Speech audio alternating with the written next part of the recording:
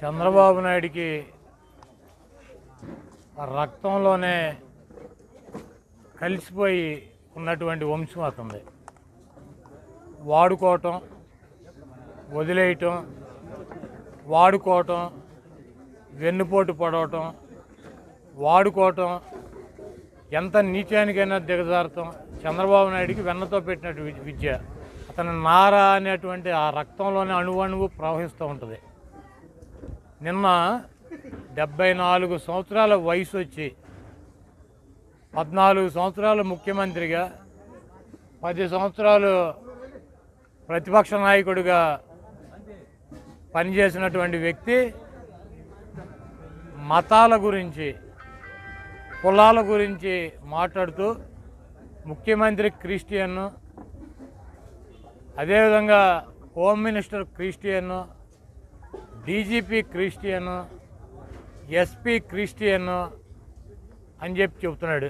అంటే నీ ఉద్దేశంలో క్రిస్టియన్స్ అంతా క్రిస్టియన్స్కే పనిచేస్తారు, ముస్లిమ్స్ అంతా ముస్లిమ్స్కే పనిచేస్తారు, హిందువులంతా హిందువులకే పనిచేస్తారని చెప్పి నువ్వు భావిస్తున్నావు అని చెప్పి నేను చంద్రబాబు నాయుడు సూటిగా ప్రశ్నిస్తున్నా.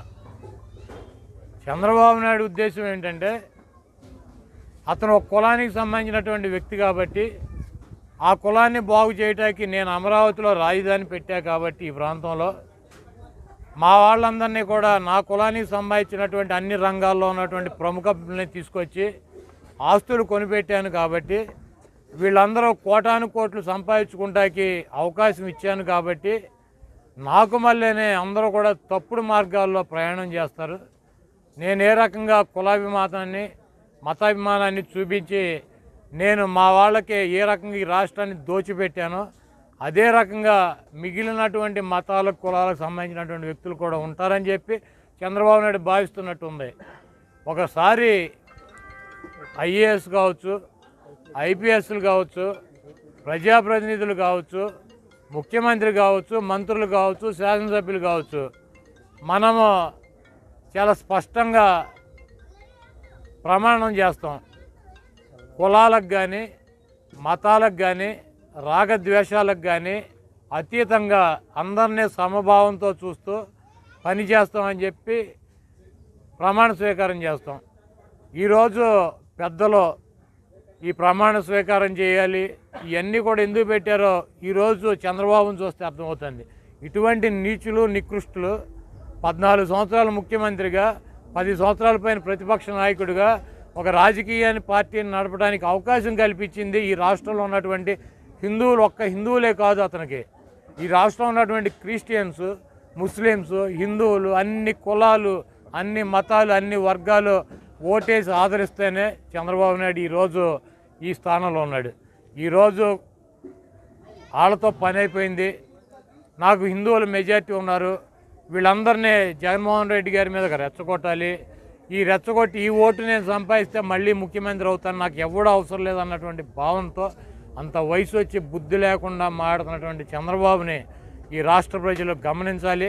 ఉచ్చము నీచము లేనటువంటి దేవుడు లాంటి ఎన్టీ రామారావుకి, పిల్లనిచ్చినటువంటి ఎన్టీ రామారావుకి, దేవుడి రూపంలో ఉన్నటువంటి ఎన్టీ రామారావుకి వెన్నుపోటు పడిచి ఆయన్ని మెడపట్టి సస్పెండ్ చేసి బయటికి గెంటి పార్టీలోంచి ఆయన పార్టీని లాక్కుని ముఖ్యమంత్రి పదవిని లాక్కుని ఆయన చావుకు కారణమైనటువంటి ఈ చంద్రబాబు నాయుడు చిత్తకత్తి కుక్కలు అంటాడు. ఇతను హిందువు కాదు, క్రిస్టియన్ కాదు, ముస్లిం కాదు, అసలు ఇతను మనిషే కాదు.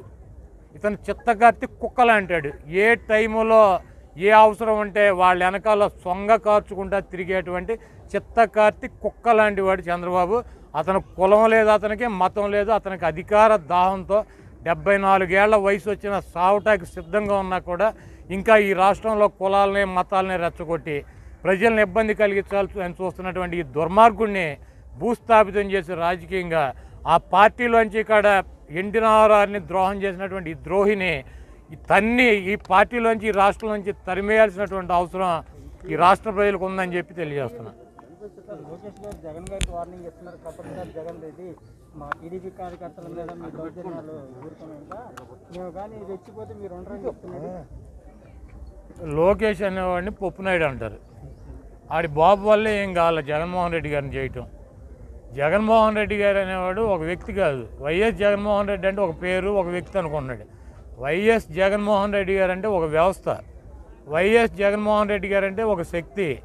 ఈ రాష్ట్రంలో అత్యంత ప్రజాదరణ నుండి ఆ పైన ఉన్నటువంటి భగవంతుడి ఆశీస్సులు, రాజశేఖర రెడ్డి గారి ఆశీస్సులతో ప్రజల కోసం పనిచేస్తున్నటువంటి ముఖ్యమంత్రి జగన్మోహన్ రెడ్డి. ఈ పప్పుగాడు తినటం, తిరగటం, దున్నపోతులా పడుకోవటం. జగన్మోహన్ రెడ్డి గారికి వార్నింగ్ ఇవ్వటువంటి బొఫ్ఫును గాడు. నేను గతంలో కూడా చెప్పా, ఆయన పెట్టినటువంటి అభ్యర్థి చేతిలో మంగళగిరిలో ఓడిపోయినట్టు చిన్న మిడత ఈ లోకేష్. ఏదో తండ్రి ముఖ్యమంత్రి, తాత ముఖ్యమంత్రి కాబట్టి దొడ్డిదారిని ఎమ్మెల్సీ అయ్యి 3 మంత్రి పదవులు ఎలగపెట్టి నేను ఏదో పెద్ద పోటుగాడిని అనుకున్నాను. పిచ్చ వాగుమాక మూతి పళ్ళు రాలుతాయని చెబుతున్నాం. మళ్ళీ దానికి నేను కట్టుబడి ఉన్నాను. జగన్మోహన్ రెడ్డి గారి గురించి ఎక్కువ మాట్లాడితే మూతి పళ్ళు రాలు కొట్టించుకుంటాడు త్వరలో.